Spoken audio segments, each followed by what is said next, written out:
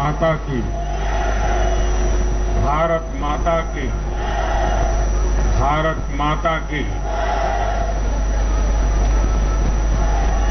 आज उत्साह का दिन है,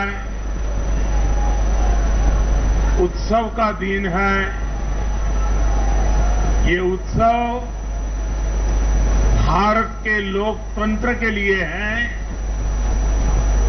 मैं इन चुनावों में हिस्सा लेने वाले सभी मतदाताओं को बहुत बहुत बधाई देता हूं। उनके निर्णय के लिए मतदाताओं का आभार व्यक्त करता हूं। विशेष रूप से हमारी माताओं बहनों ने, हमारे युवाओं ने जिस प्रकार भारतीय जनता पार्टी को भरपूर समर्थन दिया है, वो अपने आप में बहुत बड़ा संदेश है। मुझे इस बात का भी संतोष है कि फर्स्ट टाइम वोटर्स ने बढ़ चढ़कर मतदान में हिस्सा लिया और भाजपा की जीत पक्की की।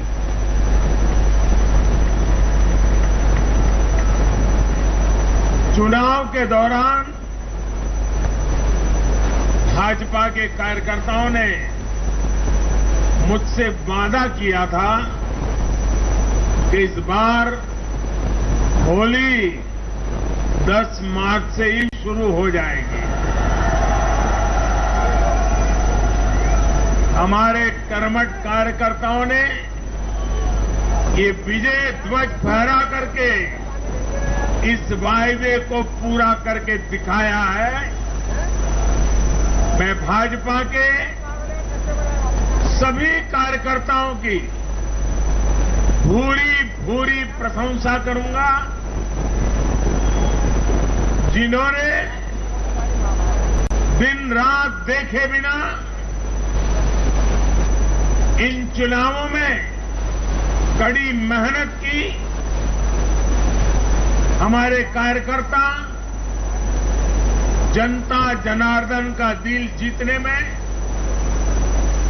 जनता जनार्दन का विश्वास जीतने में सफल रहे और पूरे पार्टी का नेतृत्व जिन्होंने किया, कार्यकर्ताओं ने को जिन्होंने लगातार मार्गदर्शन किया, ऐसे हमारे राष्ट्रीय अध्यक्ष श्रीमान जगत प्रकाश नड्डा जी को भी मैं बहुत बहुत अभिनंदन करता हूं, बहुत बहुत बधाई देता हूं।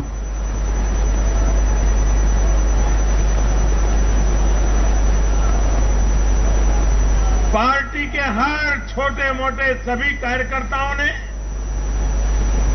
उनके अथक परिश्रम से आज एनडीए के लिए जीत का चौका लगाया है।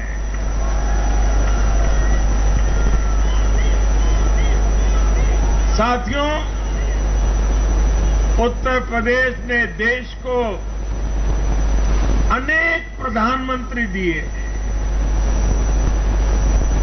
लेकिन 5 साल का कार्यकाल पूरा करने वाले किसी मुख्यमंत्री के दोबारा चुने जाने का ये पहला उदाहरण है।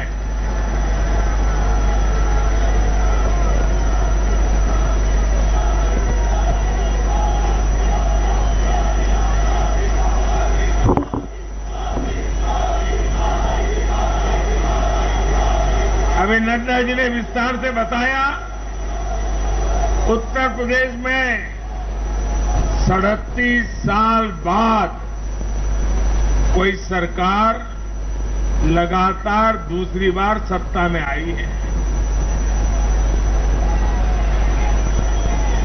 3 राज्य यूपी, गोवा और मणिपुर में सरकार में होने के बावजूद बीजेपी के वोट शेयर में वृद्धि हुई है।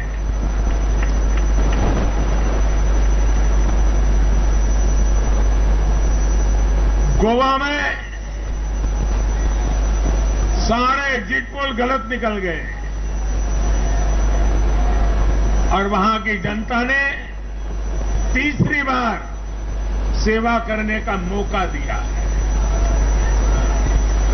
10 साल तक सत्ता में रहने के बाद भी राज्य में बीजेपी की सीटों की संख्या बढ़ी है। उत्तराखंड में भी भाजपा ने नया इतिहास रचा है। राज्य में पहली बार कोई पार्टी लगातार दूसरी बार सत्ता में आई है। यानी सीमा से सटा एक पहाड़ी राज्य, एक समुद्र तटीय राज्य और एक मां गंगा का विशेष आशीर्वाद प्राप्त एक राज्य और पूर्वोत्तर सीमा पर एक राज्य, भाजपा को चारों दिशाओं से आशीर्वाद मिला है।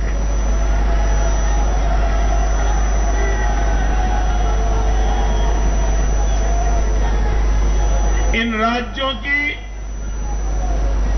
चुनौतियां भिन्न है, सबकी विकास की यात्रा का मार्ग भिन्न है, लेकिन सबको जो बात एक सूत्र में पिरो रही है वो है भाजपा पर विश्वास। भाजपा की नीति, भाजपा की नीयत और भाजपा के निर्णयों पर अपार विश्वास। साथियों, ये चुनाव नतीजे भाजपा की प्रो एक्टिव गवर्नेंस पर एक प्रकार से बड़ी मजबूत मोहर लगाते हैं। पहले जनता अपने ही हक के लिए सरकार के दरवाजे खटखटाकर थक जाती थी। बिजली, पानी, गैस, टेलीफोन, बहुत बुनियादी सुविधाओं के लिए, सामान्य जरूरतों के लिए सरकारी दफ्तरों के चक्कर काटने पड़ते थे, पैसे देने पड़ते थे। कुछ साधन संपन्न लोगों तक सुविधा पहुंचने के रास्ते अलग थे, पहुंच जाती थी। देश में गरीबों के नाम पर घोषणाएं बहुत हुई, योजनाएं भी बहुत बनी, लेकिन उस योजनाओं का जो हकदार था, जिस गरीब का उस पर हक था, उसके लिए ये हक उसको मिले, बिना परेशानी को मिले, उसके लिए गुड गवर्नेंस, डिलीवरी, इसका बड़ा महत्व होता है। लेकिन भाजपा इस बात को समझती है और मैं लंबे अरसे तक मुख्यमंत्री के नाते काम करके आया हूं, इसलिए मुझे पता है कि आखिरी इंसान की सुविधा के लिए कितनी मेहनत करनी चाहिए। बीते वर्षों में हमने गवर्नेंस डिलीवरी सिस्टम तो बेहतर किया ही, साथ साथ पूरी प्रक्रिया में पारदर्शिता भी लाए हैं। भाजपा गरीब को भरोसा देती है कि प्रत्येक गरीब तक सरकार ने निर्णय किए हुई सुविधाएं जरूर पहुंचेगी। और मैं गरीब के घर तक उसका हक पहुंचाए बिना चैन से बैठने वाला इंसान नहीं।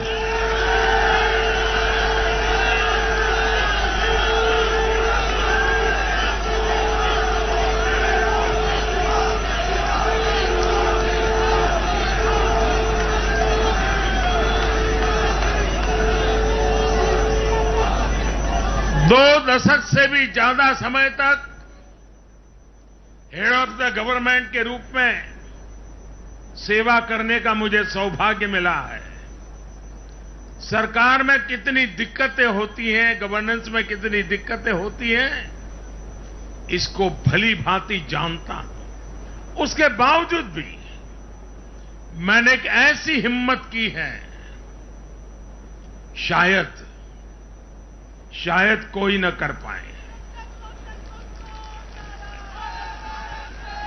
और वो हिम्मत मैंने लाल किले से 15 अगस्त को मेरे भाषण में उसको व्यक्त किया था।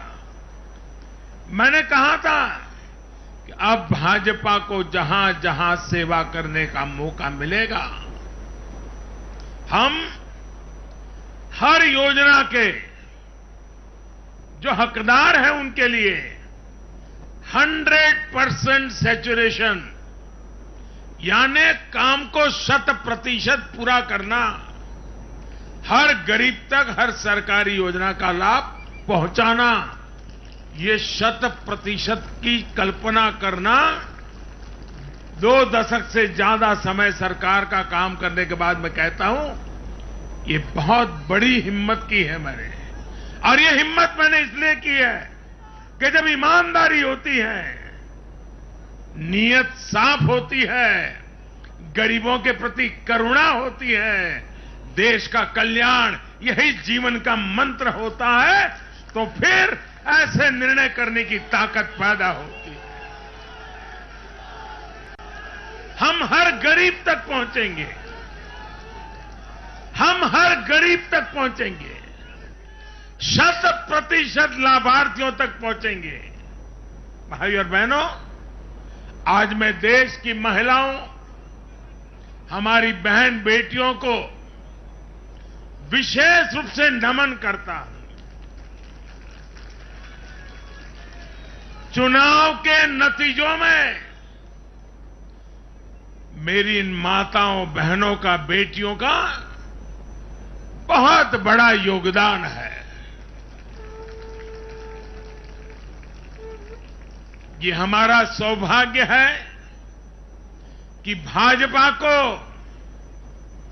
बहनों, बेटियों, माताओं ने इतना स्नेह दिया है, इतना आशीर्वाद मिला है। जहां जहां महिला मतदाताओं ने पुरुषों के मुकाबले ज्यादा वोट किया है, वहां बीजेपी को बम्पर जीत मिली है।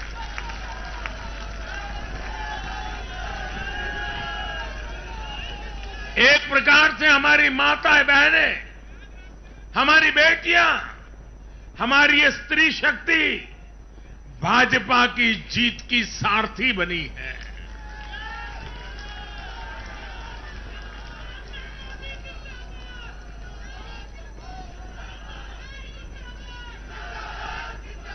मैं जब गुजरात में था तो कभी कभी कुछ ऐसी घटनाएं हो जाती थी कि लोग चिंता करते थे, मोदी जी आपकी सुरक्षा का क्या, आप चिंता क्यों नहीं करते, अपने आप को क्यों संभालते नहीं हैं। तो मैं एक ही जवाब देता था कि कोटि कोटि माताओं का, स्त्री शक्ति का मुझे सुरक्षा कवच मिला हुआ है।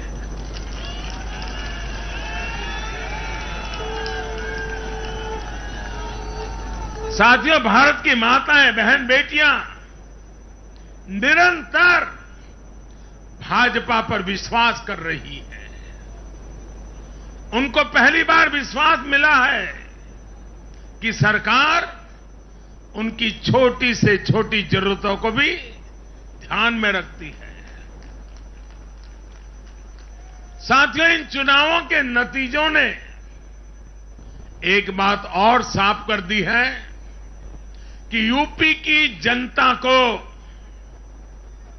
और मैं सभी ज्ञानियों को कहता हूं कि देश की भलाई के लिए अब पुरानी घिसी पिटी रिकॉर्ड छोड़ के जरा नए सिरे से सोचना शुरू कीजिए।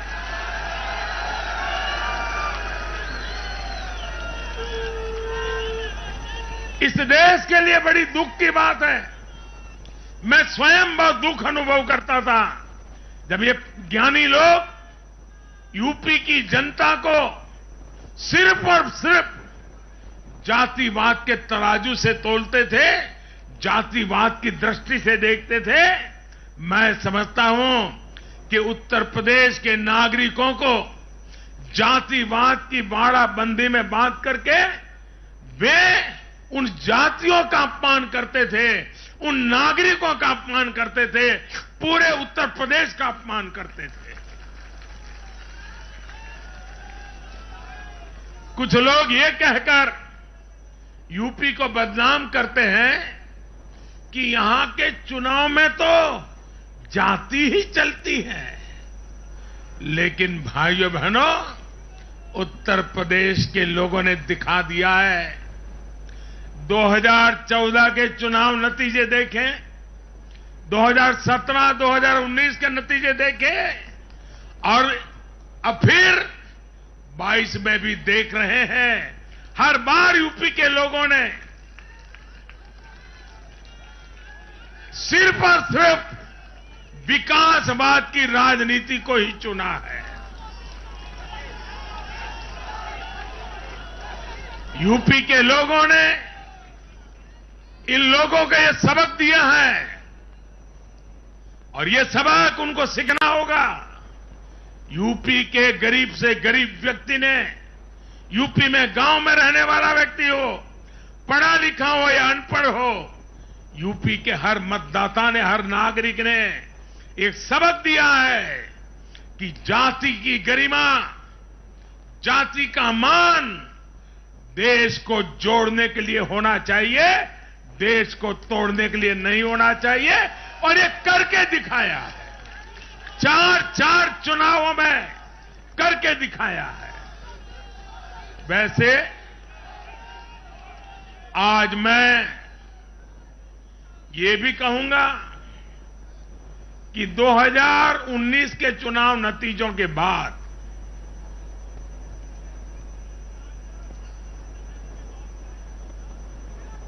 कुछ पॉलिटिकल ज्ञानियों ने कहा था 2019 में जब लोकसभा में हम दोबारा जीत करके आए तो उस ज्ञानियों ने कहा था कि भाई 2019 के जीत में क्या है, ये तो 2017 में ही तय हो गई थी, क्योंकि 2017 में यूपी का रिजल्ट आया था। मैं मानता हूं इस बार भी ये ज्ञानी जरूर कहने की हिम्मत करेंगे कि 2022 के नतीजों ने 2024 के नतीजे तय कर दिए हैं।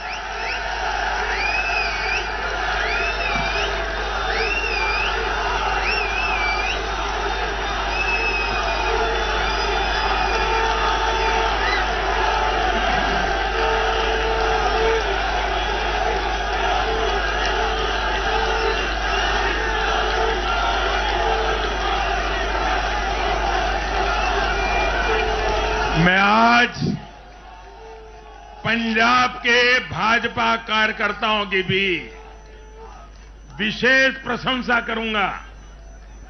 उन्होंने विपरीत परिस्थितियों में जिस प्रकार पार्टी का झंडा बुलंद किया है, वो आने वाले समय में पंजाब में भाजपा की मजबूती को, देश की मजबूती को एक अहम स्थान के रूप में विकसित करेंगे, ये मेरा पूरा विश्वास है।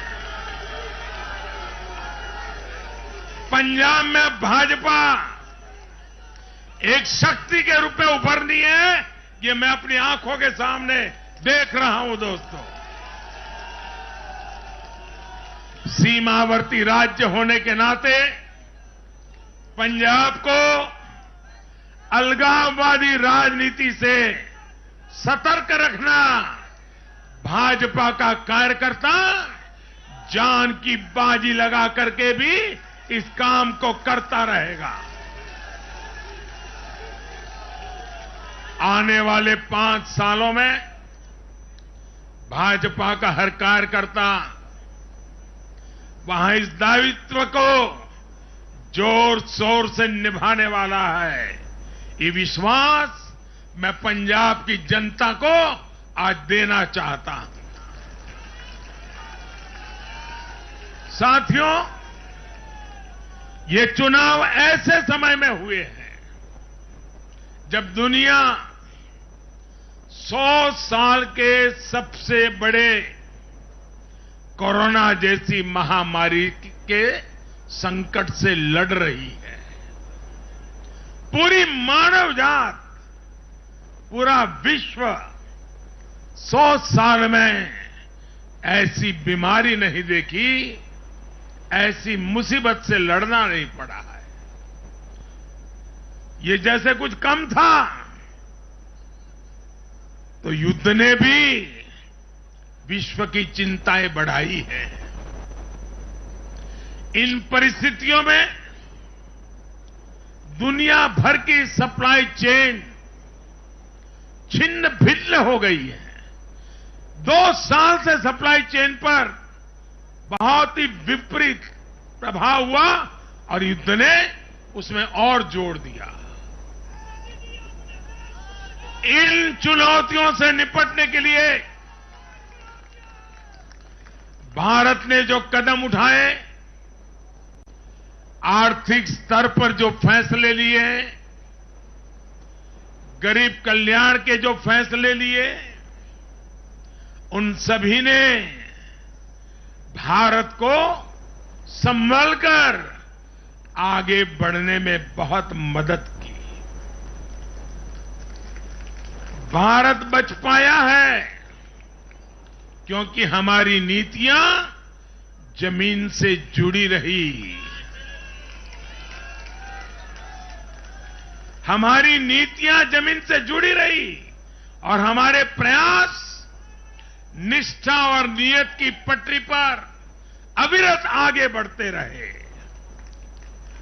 जहां जहां डबल इंजन की सरकार रही, वहां पर जनता के हितों की डबल सुरक्षा हुई और विकास के कार्यों की गति भी तेज हुई। इस समय जो युद्ध चल रहा है, उसका प्रभाव प्रत्यक्ष और परोक्ष रूप से दुनिया के हर देश पर पड़ रहा है। भारत शांति के पक्ष में है, बातचीत से हर समस्या को सुलझाने के पक्ष में है। लेकिन जो देश सीधे जंग लड़ रहे हैं, भारत का उनसे आर्थिक दृष्टि से, सुरक्षा की दृष्टि से, शिक्षा की दृष्टि से, राजनीतिक दृष्टि से नाता है। भारत की बहुत सारी जरूरतें इन देशों से जुड़ी हुई हैं। भारत बाहर से जो कच्चा तेल मंगाता है, पाम ऑयल मंगाता है, सनफ्लावर ऑयल मंगाता है, उसकी कीमत भी अंतर्राष्ट्रीय बाजार में बहुत तेजी से बढ़ रही है। कोयला हो, गैस हो, फर्टिलाइजर हो, सभी की कीमतों में पूरी दुनिया में कल्पना बाहर का उछाल आ रहा है। युद्ध के कारण पूरी दुनिया में महंगाई बढ़ रही है। विकासशील देशों को विशेष रूप से कठिनाई का सामना करना पड़ रहा है।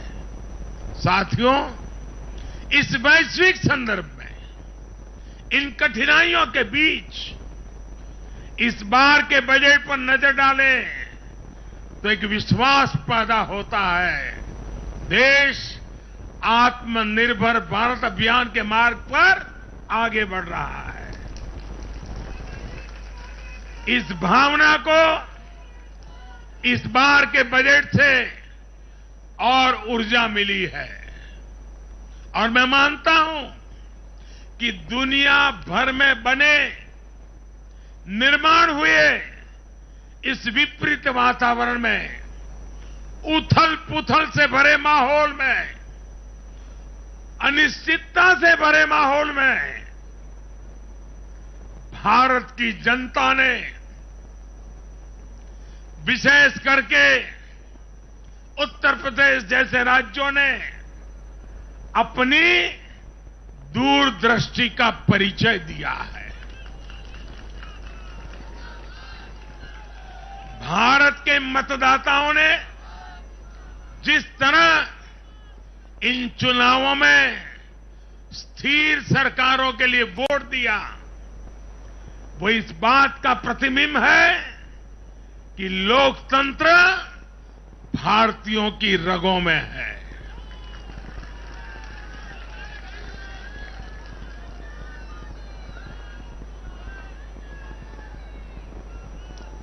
लेकिन भाई और बहनों, आज इस अवसर पर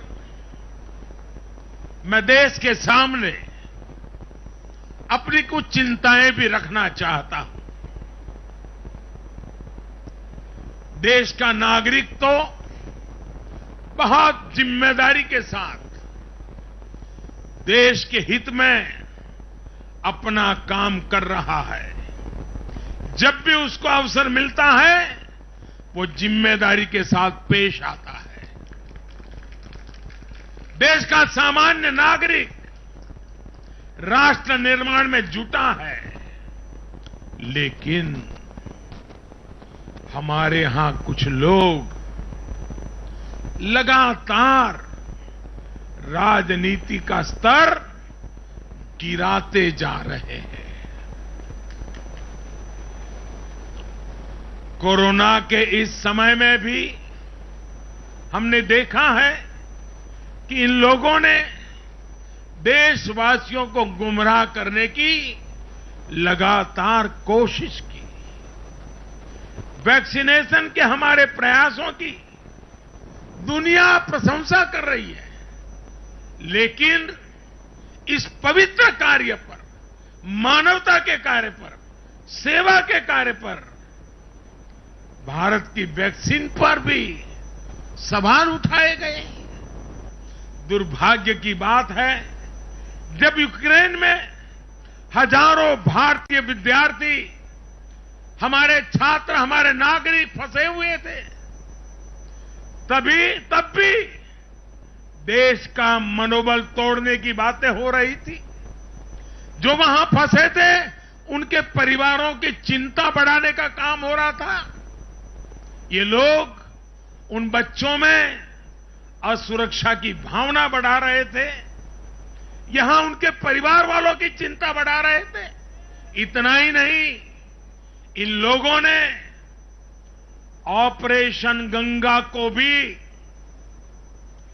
प्रदेशवाद की बेड़ियों में बांधने की कोशिश की।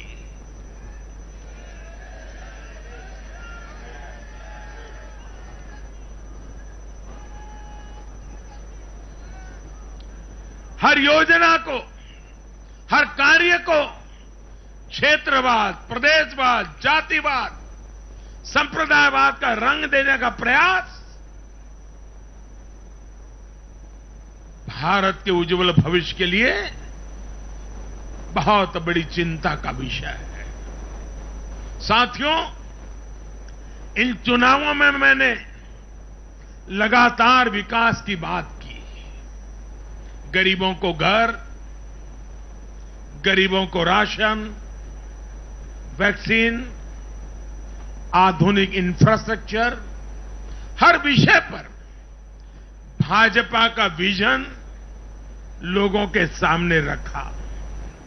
इसके साथ ही जिस एक बात पर मैंने सबसे ज्यादा चिंता जताई थी वो थी गौर परिवारवाद। मैंने राज्यों के लोगों को बताया कि कैसे मैं किसी परिवार के खिलाफ नहीं हूं, न ही मेरी किसी की व्यक्तिगत दुश्मनी है।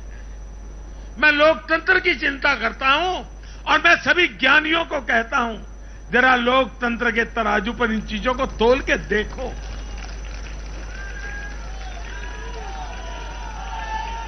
और मैंने लोगों को बताया कैसे परिवारवादी राजनीति ने उनके राज्य का कितना नुकसान किया है, राज्य को पीछे ले जा रहा है।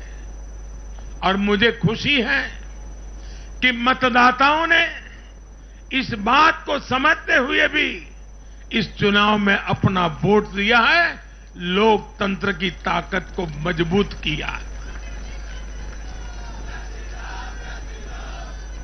साथियों,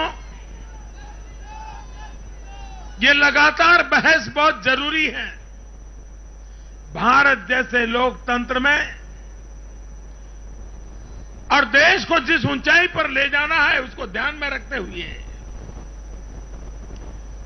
जिन मुद्दों को मैं उठा रहा हूं उसको निरपेक्ष भाव से बहस होना जरूरी है। भारत में परिवारवादी राजनीति का, ये मेरे शब्द लिख करके रखिए दोस्तों, एक न एक दिन ऐसा आएगा जब भारत में परिवारवादी राजनीति का सूर्यास्त ये देश के नागरिक करके रहेंगे।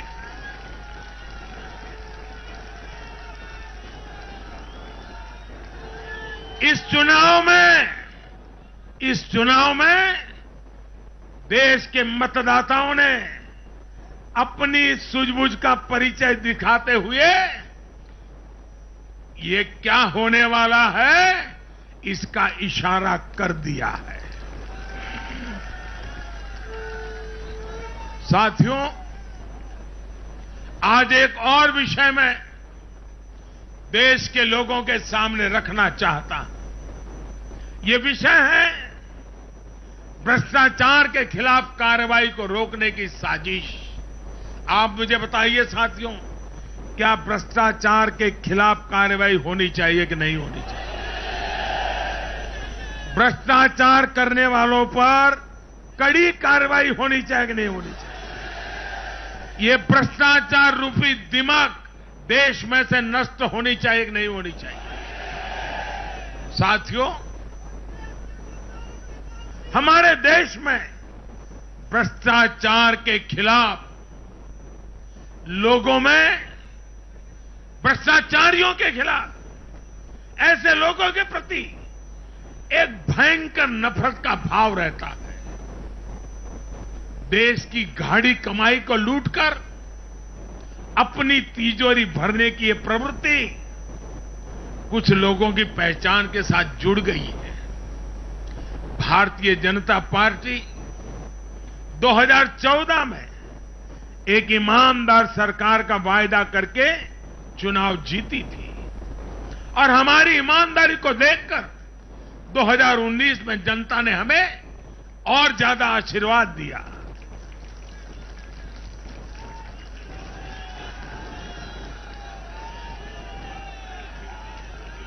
और देश हमसे अपेक्षा करता है कि मोदी जी, आपकी सरकार सिर्फ प्रामाणिक रहे इतना इनफ नहीं है। आप ही हैं, आप ही की सरकार है जो भ्रष्टाचारियों को सजा कर सकती है, उन पर कठोर से कठोर कार्रवाई कर सकती है। मुझे बताइए, जनता की इस अपेक्षा को मुझे पूरा करना चाहिए कि नहीं करना चाहिए? जनता की आशा आकांक्षा के लिए सरकार ने जिम्मेवार व्यवहार करना चाहिए कि नहीं करना चाहिए? लेकिन आज हम देख रहे हैं जो निष्पक्ष संस्थाएं हैं, जो पूरी तरह इंडिपेंडेंट हैं, वे अगर भ्रष्टाचार के खिलाफ कार्रवाई करते हैं तो ये लोग और उनका पूरा इकोसिस्टम अब भ्रष्टाचारियों की रक्षा करने के लिए उन संस्थाओं को बदनाम करने के लिए मैदान में आ गए हैं।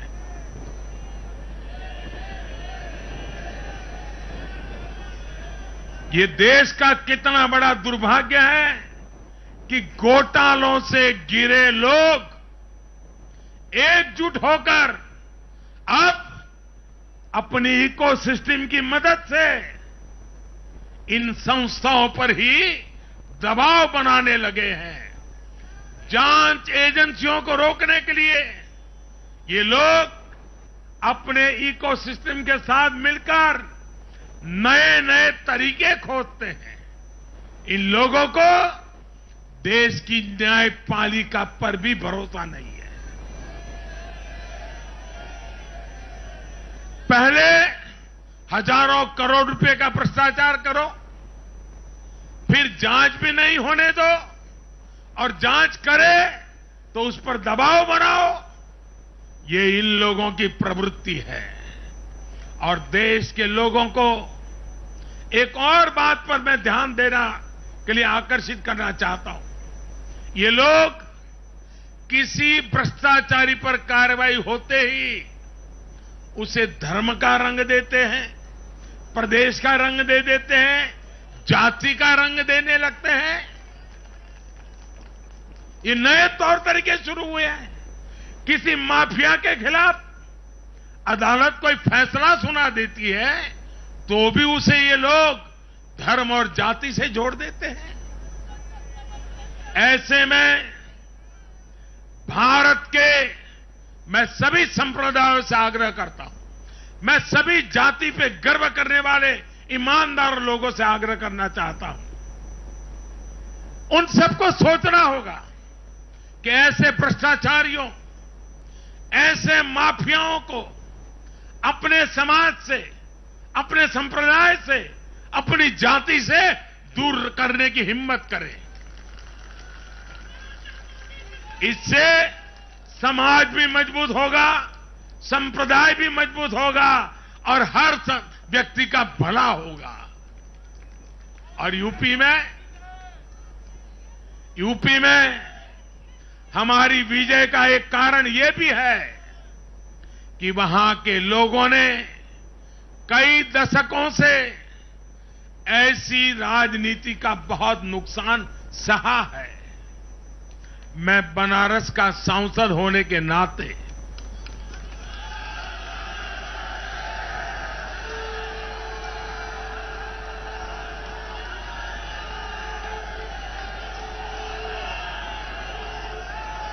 यूपी के लोगों के प्यार और आशीर्वाद ने मुझे भी यूपी वाला बना दिया है।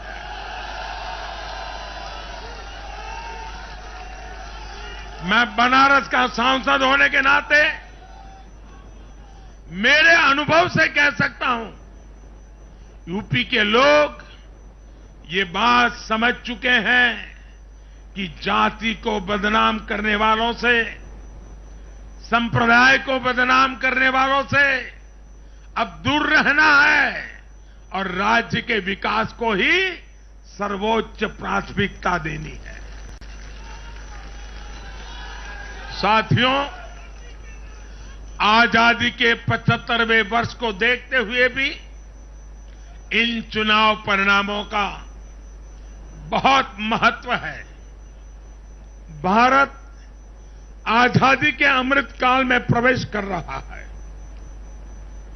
ये चुनाव परिणाम आने वाले 25 वर्षों के हमारे राष्ट्रीय संकल्पों के प्रति देश के मिजाज को, देश के मूड को प्रतिबिंबित करते हैं। यहां से हम दो पटरियों पर एक साथ तेजी से काम करने वाले हैं। एक तरफ गांव, गरीब, छोटे किसान, लघु उद्यमी, उनके कल्याण पर हमारा जोर है।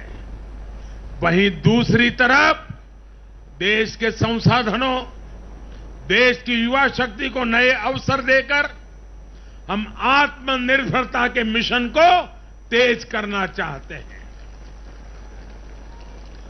भारत का युवा आज अपने हुनर से, अपने बुद्धि के बल से और अपनी क्षमता के उपयोग से दुनिया को समाधान दे रहा है।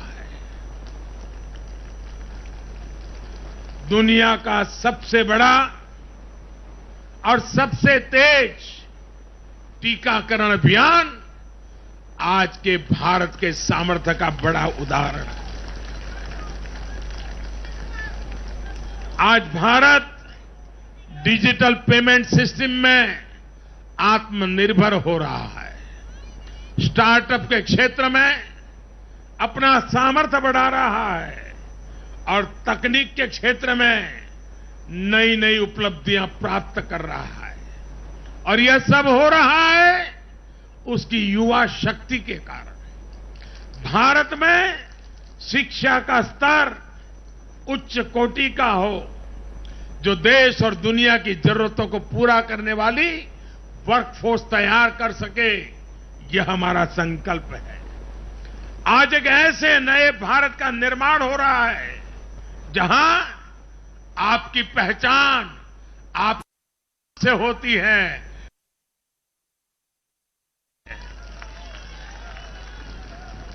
मुझे विश्वास है सबका साथ, सबका विकास, सबका विश्वास और सबका प्रयास के मंत्र पर चलते हुए हम अपने अपने राज्यों को नई ऊंचाई पर लेके जाएंगे। जब देश के हर राज्य का विकास होगा तो देश का भी विकास होगा। और मुझे तो मैं गुजरात में इतने साल काम किया, दिल्ली में सरकार भारतीय जनता पार्टी को अच्छा मानने वाली सरकार नहीं थी। हमारी सरकार में रोड़े अटकाने के सोच वाली सरकार थी। फिर भी गुजरात में हमारा मंत्र यही था, भारत के विकास के लिए गुजरात का विकास।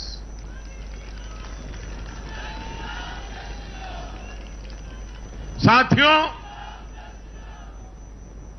हमें जुट जाना है,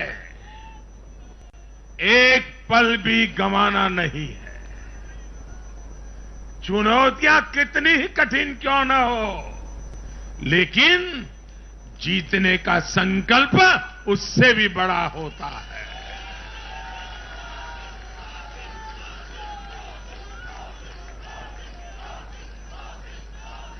बड़े संकल्पों के साथ, बड़े सपनों के साथ ऊंची सी ऊंची ऊंचाइयों को पार करने के इरादे के साथ देश को आगे बढ़ाना है। साथियों, इतना बड़ा भव्य विजय भारत के उज्जवल भविष्य की ये गारंटी है। मैं एक बार फिर भारत के उज्जवल भविष्य के लिए ये जो निर्णायक मतदान किया है, इसलिए हमारे मतदाता अभिनंदन के बहुत अधिकारी है। आइए दोनों हाथ ऊपर करके तालियों के गड़गड़ाहट के साथ सभी मतदाताओं का अभिनंदन करें, मतदाताओं का आभार व्यक्त करें, मतदाताओं का गौरवगान करें।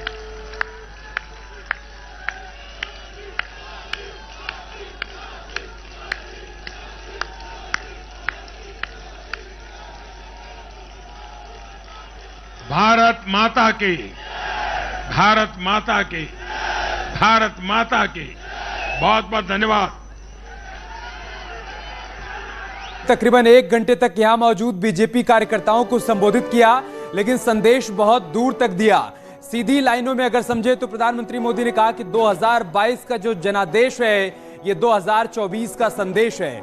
मतलब 2022 में भारतीय जनता पार्टी ने 4 राज्यों में जहां पर उसकी सरकार थी एक बार फिर से जीत दर्ज की है। इसका मतलब बहुत साफ है कि 2024 में भारतीय जनता पार्टी अपने प्रदर्शन को लोकसभा चुनाव में एक बार फिर से दोहराएगी। इस बात का उनको पूरा भरोसा है और यही भरोसा वो कार्यकर्ताओं के बीच भी पैदा करना चाहते थे।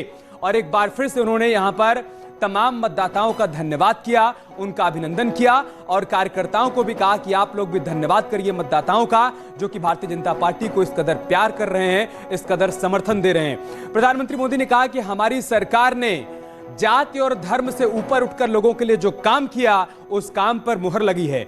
उत्तर प्रदेश की जनता को किसी जात में बांधना यह उनका अपमान है। सीधे तौर पर सभी को साधने की उन्होंने कोशिश की और इसलिए राजनीति के जानकार ये कह रहे हैं कि बीजेपी ने एक नई टर्मिनोलॉजी को जन्म दिया है जिसे कहा जा रहा है लाभार्थी वोट बैंक। अब बात किसी जाति और धर्म की नहीं है। हर वो शख्स जिसे सरकार की योजनाओं का फायदा मिल रहा है, लाभ मिल रहा है, लाभार्थी बन रहा है, वो भारतीय जनता पार्टी को सपोर्ट कर रहा है। इसी बात का जिक्र प्रधानमंत्री मोदी ने भी किया। खास तौर से उत्तर प्रदेश के मुख्यमंत्री योगी आदित्यनाथ की अगुवाई में जो शासन का मॉडल स्थापित किया गया, जो लॉ एंड ऑर्डर मेंटेन किया गया, कानून व्यवस्था को दुरुस्त किया गया, अपराधियों पर कार्रवाई की गई, उसका भी उन्होंने जिक्र किया और साथ ही साथ परिवारवादियों पर एक बार फिर से निशाना साधा। चलते हैं लखनऊ, जहां से हमारी सहयोगी मेनका हमारे साथ जुड़ी हुई है। मेनका। बिल्कुल अमित, आपने बिल्कुल सही बात कही कि दिल्ली से प्रधानमंत्री का ये संदेश बहुत दूर तलक था। 2022 से 2024 का भी संदेश था। एक तरफ प्रधानमंत्री ने यूपी, उत्तराखंड, गोवा, मणिपुर में जीत का जिक्र किया तो वहीं पंजाब के भविष्य का